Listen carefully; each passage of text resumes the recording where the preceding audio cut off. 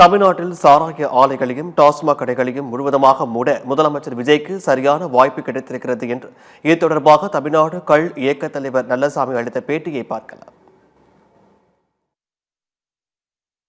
மாண்புமிகு ஜோசப் விஜய் அவர்கள் தந்தை பெரியார் கொண்டிருந்த கோட்பாடுகளில் அவர் உடன்பாடு கொண்டவர். இதை உணர்ந்து இந்த அரசு கள் ஆதரவாளர் பெரியார் என்பதை கருத்தில் கொண்டு கள் தடையை உடனடியாக நீக்கி அறிவிக்க வேண்டும் என்ற வேண்டுகோளை இந்த அரசுக்கு வைக்கின்றோம்.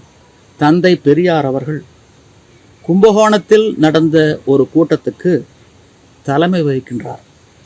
அப்போது உரையாற்றுகின்ற பொழுது 1921 நான் காங்கிரஸ் கட்சியிலே இருந்தபோது காங்கிரஸ்காரர்களுடைய பேச்சை கேட்டு அநியாயமாக கள் இறக்கிய 500 தென்னை மரங்களை வெட்டி வீழ்த்தி விட்டேன். அது எவ்வளவு முட்டாள்தனம் என்பதை இன்று நான் உணர்கின்றேன். கள் ஒரு தடை செய்யப்பட வேண்டிய போதைப் பொருளோ மதுவோ அல்ல, அது ஒரு உணவு.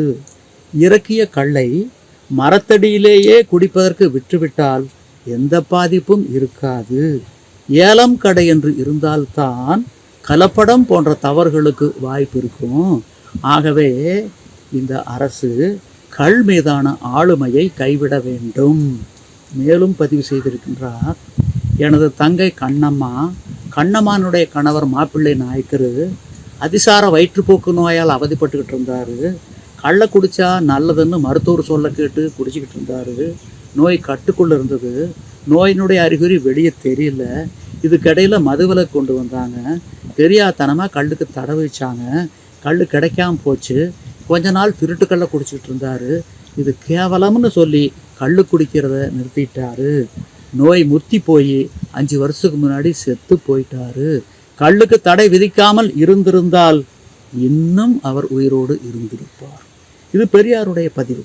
இதுக்கு முந்தைய அரசுகளுக்கு கலைஞர் கருணாநிதி தலைமையிலான அரசு, செல்வி ஜெயலலிதா அவர்கள் தலைமையிலான அரசு, இபிஎஸ் ஓபிஎஸ் வகைராக்கள் தலைமையிலான அரசு, மு.க. ஸ்டாலின் அவர்கள் தலைமையிலான அரசுக்கு நாங்கள் வேண்டுகோள் வைத்தோம். ஒரு அறிவிப்பு வெளியிடுங்க. அந்த அறிவிப்பு வெளியிட்டால் நீங்கள் ஆட்சியை தக்க வச்சு கொள்ள முடியும்னா.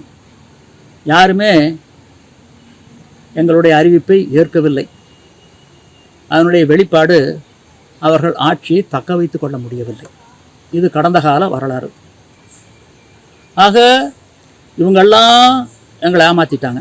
ஆக பெரியாரை தனது கொள்கையின் அடையாளமாக ஏற்றுக்கொண்டிருக்கும் முதல்வர் அவர்கள் கள் தடையை விரைவில் நீக்கி அறிவிப்பார் என்ற எதிர்பார்ப்பு தமிழ்நாட்டு மக்களிடையே பரவலாக இருக்கின்றது.